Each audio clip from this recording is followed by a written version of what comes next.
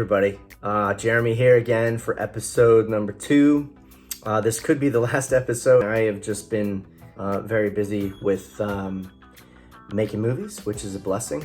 I love it, but I have not been training like I've wanted to recently, and that's for a couple of reasons. I've been battling plantar fasciitis in both of my feet. It seems to be better now, knock on wood. And also too, just my schedule has been very, very hectic. So I'm getting ready to go out of town again. No excuses. I wanted to just kind of cut to the chase here. And a lot of you have been asking me what the heck I did to get faster at this age and to set personal bests at age 41. If you haven't checked out my previous video, I was basically a mid-12 sprinter in the 100 meter when I was, in my 20s, and then figured some things out that I'm gonna share today. I'm just gonna literally, it's really not anything crazy, but this is what worked for me. And speed does grow like a tree, so give it a little bit of time, but these things work. They worked for me, so I'm giving my own personal experience. I wanted to go into the gym and show some of the lifts that I've done, and maybe at some point I will have time to do that. But right now I wanted to just lay it out there for everybody. And hopefully this stuff will work for you. I'm not a coach. I am not a personal trainer. Please take this advice at your own risk. I don't want it to sound like scary and weird, but please take this advice at your own risk. And please understand this was my experience. I cannot be more clear on that. So with that, I will get into it. And I want to give a sample week of training that I would do to increase my speed. So especially even when I started sprinting from 37 to 41 was really when I was giving it a good go. I just turned 43, and I have not really trained much this year. To be honest, there's a lot of reasons behind that. Plantar fasciitis in both feet, unfortunately, and that's really it. I haven't, knock on wood, hamstrings are good and everything else is good. But so here it is, guys. I'm gonna go into it right now and talk to you about a sample week that I would do for 8 to 12 weeks. I would notice pretty significant improvement in my 100 meter dash times. You'll notice that I do not do a lot of weights in the gym. I have found that about 90% of my training to 95% of the training when I got faster was just speed work on the track, man. Getting out there, sprinting fast. Now, this is following a proper warm-up, meaning, my warm-ups take about 30 minutes to get everything going. So you wanna make sure you're completely warmed up, and that includes even like sprints at 80%, 90%. I'll do starts, I'll do a 20 meter sprint. I'll do 3 of those, right? Warming it up, just, 3 to 5 of those. I'm sure a lot of you have seen warm-up videos of sprinters, especially Usain Bolt has some great ones, and just working on starts, getting those fast twitch fibers going. That's the thing that I found was really important. So here it goes, guys.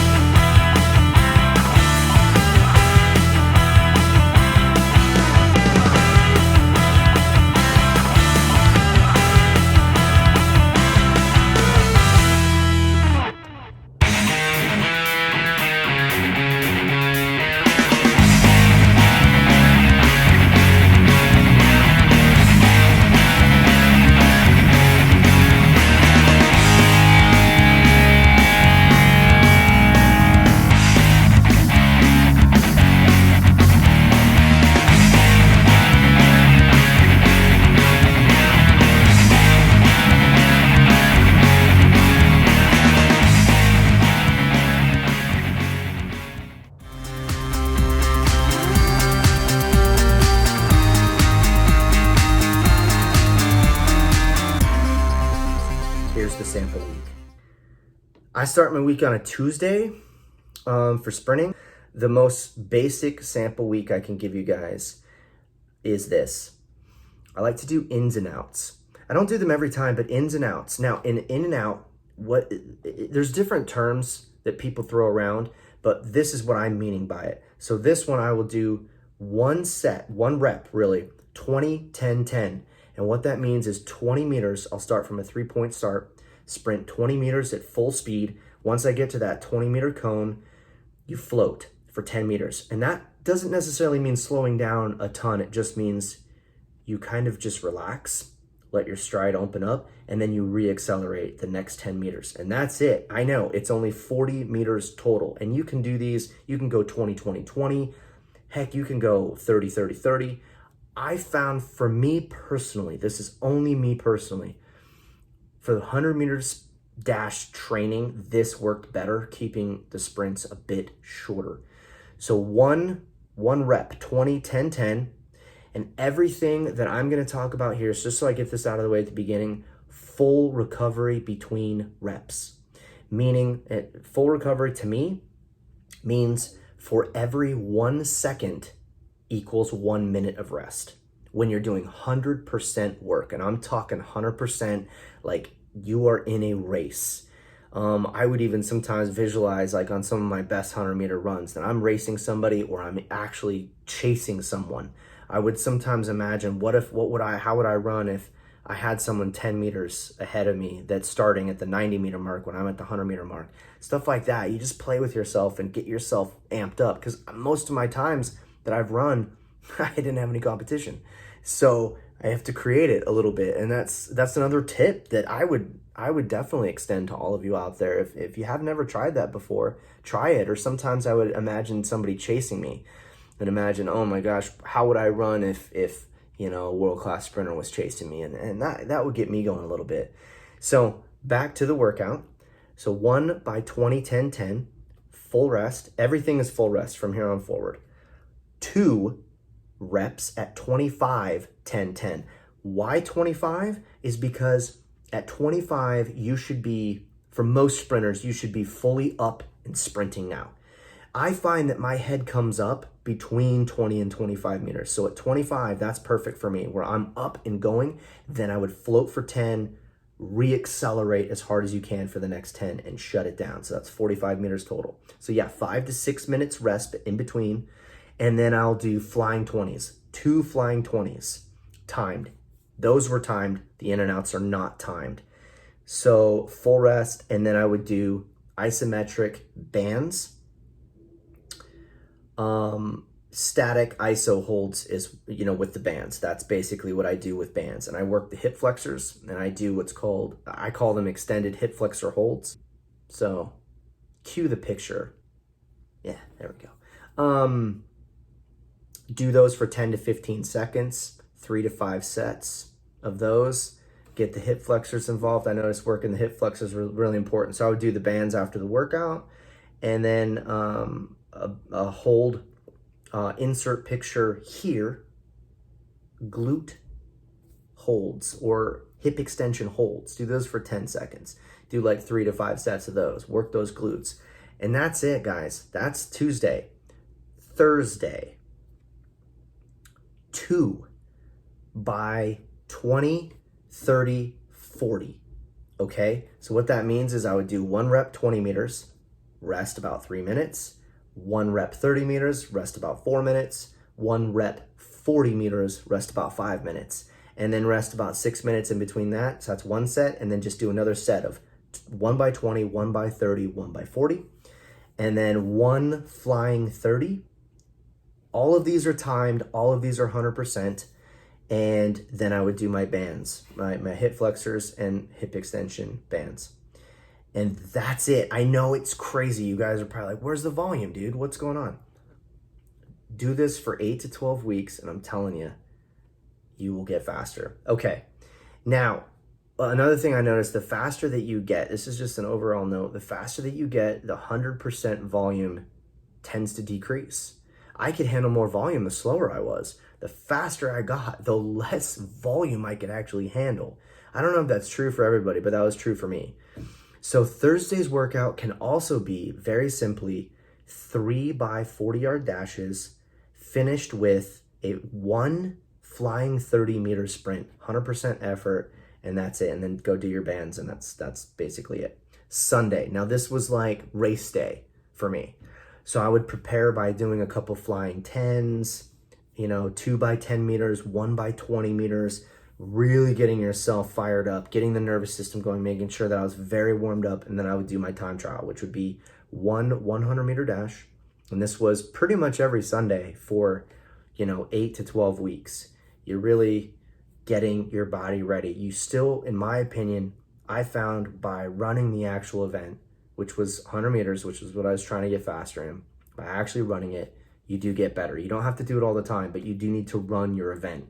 And I know some athletes don't always do that. They're literally just working on fly 30s and 30-meter accelerations and over distance, doing 5 by 200 all the time.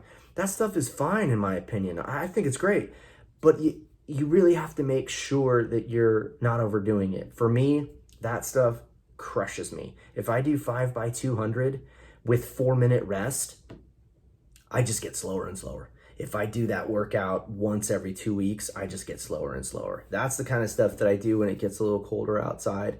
I don't even know if I've ever done 5 by 200. Maybe I'll do 2 by 200, or I'll do, 200, 200, 150, 100 or something like that, like once every 6 weeks or so. So back to this workout. I get a little sidetracked sometimes. This one here, you do your 100-meter dash. Treat it like a race, like it's a time trial. Treat it exactly like you are literally racing at a track meet. And then see how you feel. If you feel pretty good, do another one. Rest 10 to 15 minutes. Do another 100-meter and shut it down, call it a day. Or if you're really feeling like, hey, I want to see what my 150 is, do one 150 or 1 to 200 afterwards. So I would do that sometimes. I would definitely, that's when I would get my 150s in.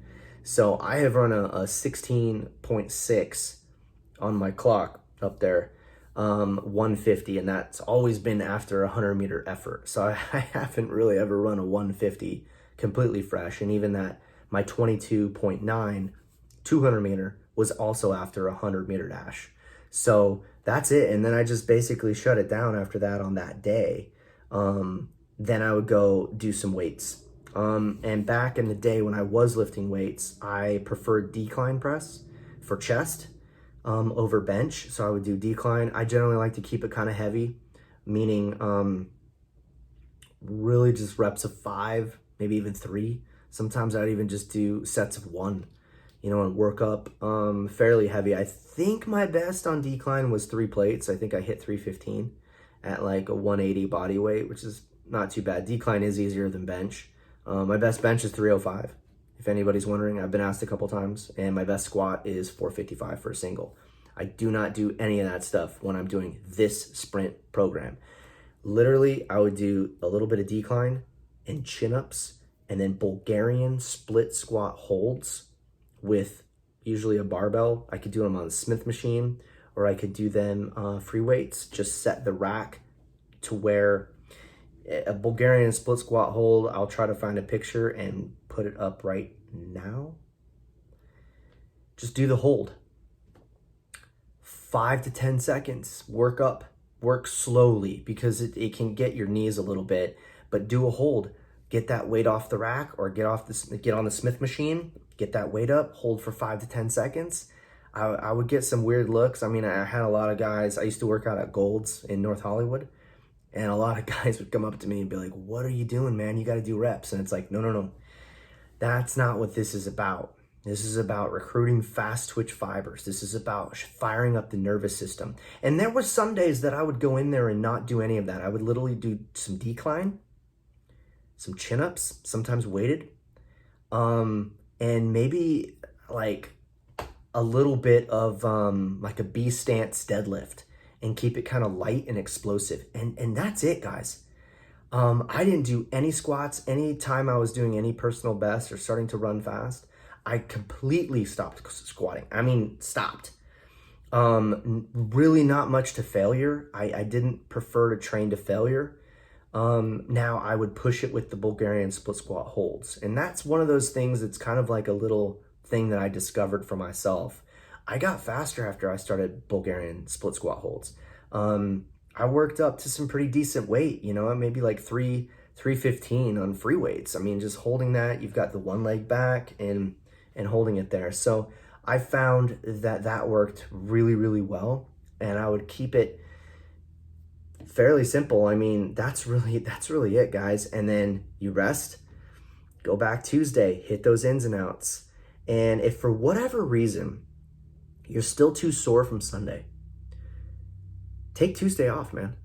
That's another lesson that I learned. When in doubt, take the day off, especially for speed training, because I noticed if I started pushing it too hard, there's many days that I would take off during an 8 to 12 week block.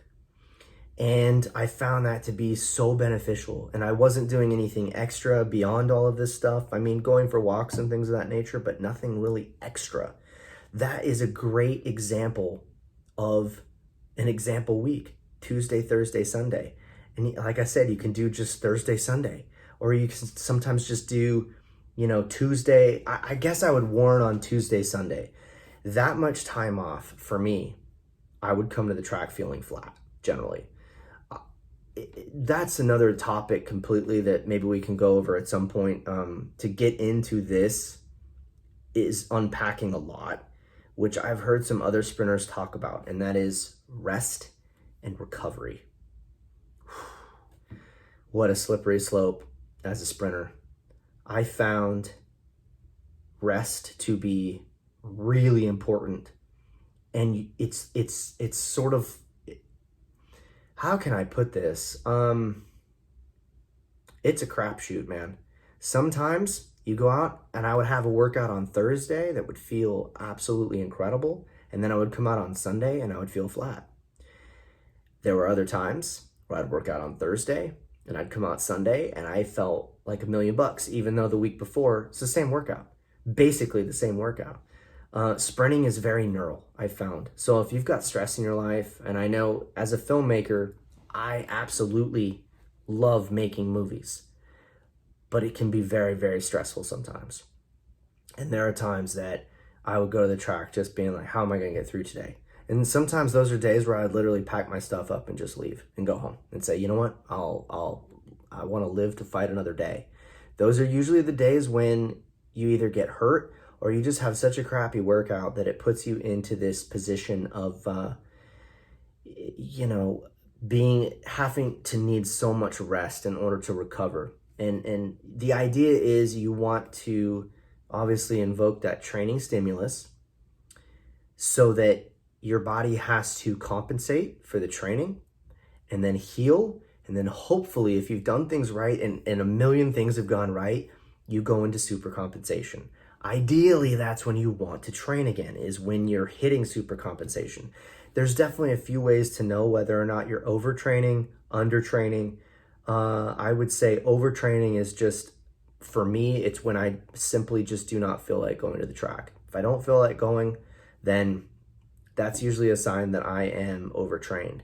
If I'm undertraining, your times just slowly get worse. And the same thing happens when you're overtraining. Your times just slowly get worse.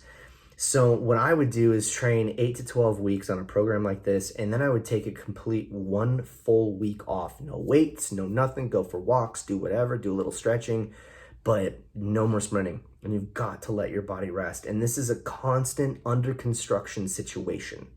I've had times where I've gone out and sprinted one day. Let's say I skip Thursday because I'm still I'm not recovered from Tuesday. Go out on Friday, have a sprint workout, feel okay, rest Saturday, come out Sunday and just set a PR and just freaking blast down the track. And you're like, well, maybe I should start doing that then. So then you try it the next week and it has way worse results.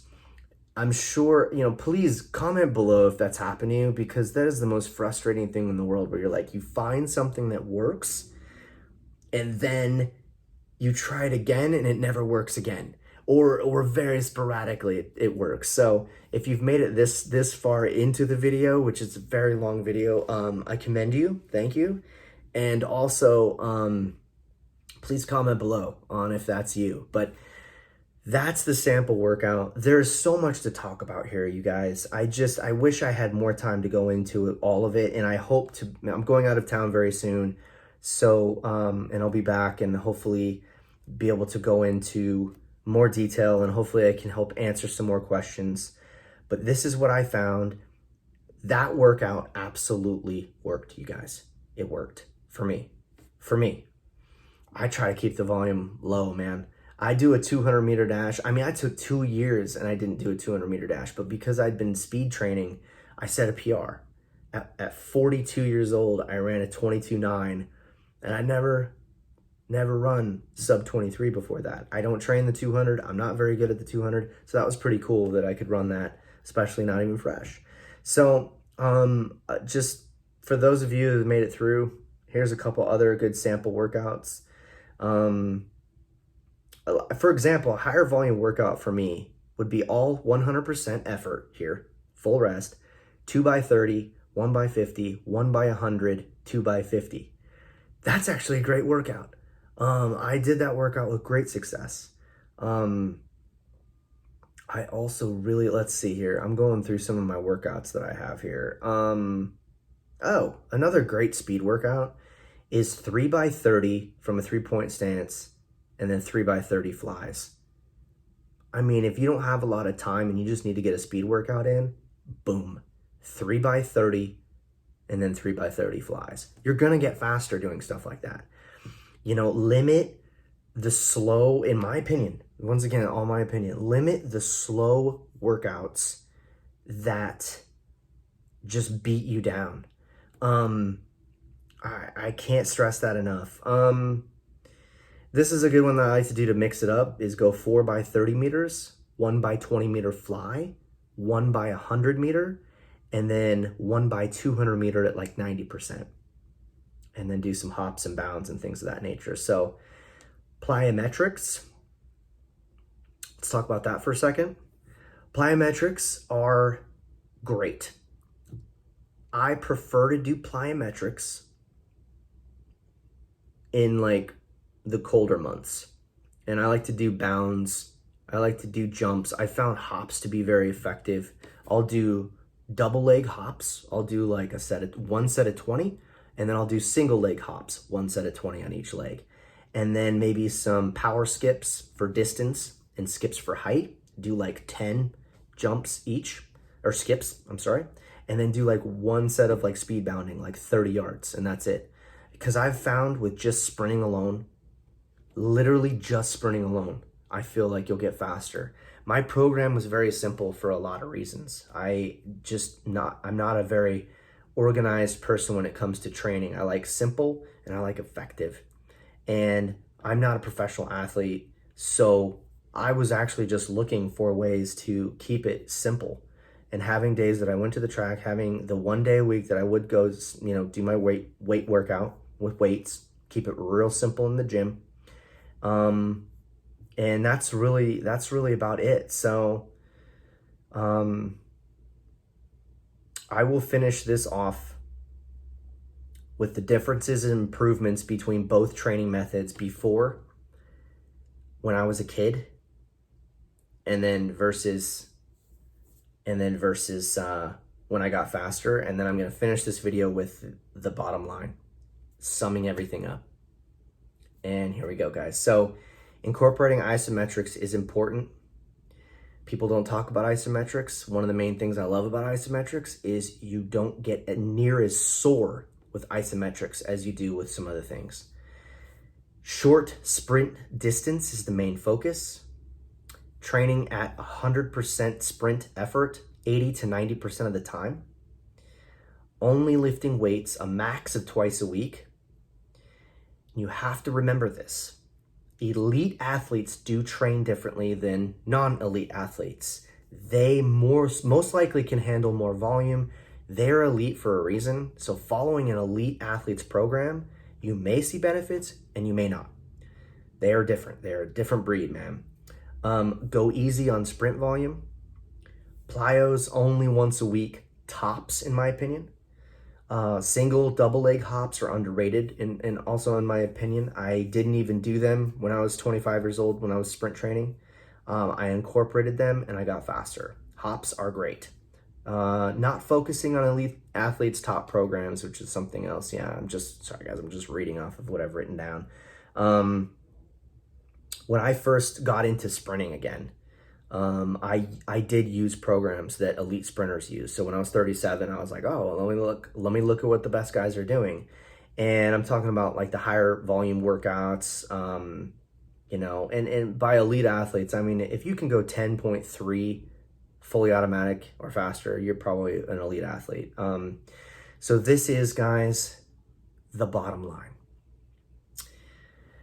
When my main focus on training was short sprints, and I mean short meaning about 10 to 40 meters from 3-point starts at 100% effort, full rest in between, 2 to 3 days a week, incorporating some chin-ups, pull-ups, push-ups, and actually haven't done decline in a couple years, so I like to do push-ups where I put my feet on these furniture sliders so they can slide with me, and I will walk like 5 or 6 steps with my hands, do 5 explosive push-ups, walk 5 or 6 more, do 5 more, and then walk 5 or 6 more, and then do 5 more. That's one set. I'll do like 3 sets of those and I'm good.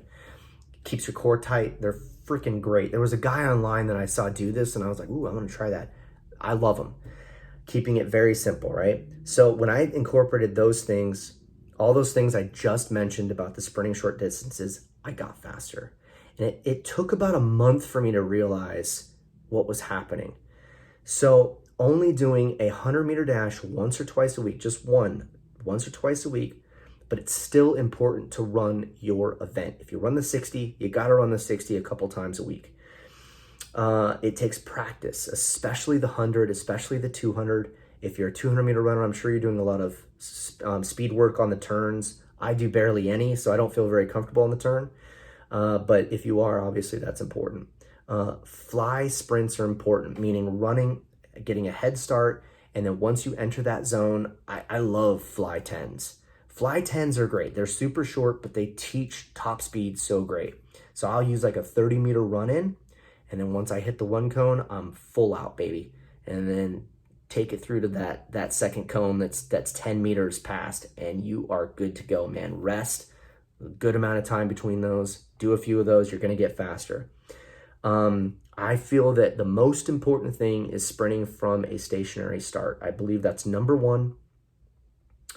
And I believe that it's important to touch on your top speed for a moment. So most sprinters, I know for me, you know, when I'm at my very, very best and I'm running, for me, my very best is sub 11. I hit top speed probably around 50 meters. Not like Usain Bolt that hits it around 70. I hit it around 50. So I like to incorporate training up to 40 or 50 meters, at least probably once a week, because I want to touch on that top speed. But one of my rules is try not to sprint more than 5 seconds on most days. 5 seconds-ish, that's about, once I started sticking to that, I got faster, guys. I don't know. So let's see here. Slower sprinters may be at top speed closer to 25 or 30 meters. That's something to keep in mind. So if you're running 14 seconds in a 100 meter or 13 seconds even, you might be hitting your top speed at 30 meters, right?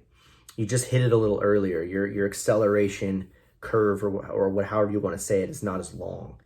Where elite sprinters are probably hitting their top speed between 50 and 60, where I might be hitting my top speed between 40 and 50, for example. And so once every 2 to 3 weeks, I like to throw in a lighter, easier session that's about 85% of max effort and do some flying hundreds, 150s from a 3-point start and the occasional 200, stuff like that. And the Bulgarian split squat holds that we went into earlier, holding 5 to 15 seconds for multiple sets after a great warm-up, that you will see improvement. So that is really the bottom line, guys. I hope all this makes sense. This video is going to be my longest to date because I wanted to cover a lot. I don't know when I'm going to be able to do another video, and this was important to me to at least get this one out. I know I've dropped the ball a little bit on some of these videos, so I apologize for that, but here it is. There's still a lot more to cover, but that will get everybody started. It's not real complicated. There's no magic bullet. There's nothing really special, but I hope if you took at least one thing from what I said and it helps you your sprinting and helps you get a little bit faster, then cool. If you're still with me, great. Thank you. This has been a heck of a journey for me, and I would love to hear some of your stories as well, as you guys continue on, and those of you who listen to this video, and I'm sure there's some really, really, really fast athletes out there that they do not need to hear anything I have to say. So good on you guys, man. But if I've helped you at all, that's great news. I would love to hear your stories. If anything I've gone over here is helping you guys get faster and just stay healthy out there, make sure to warm up.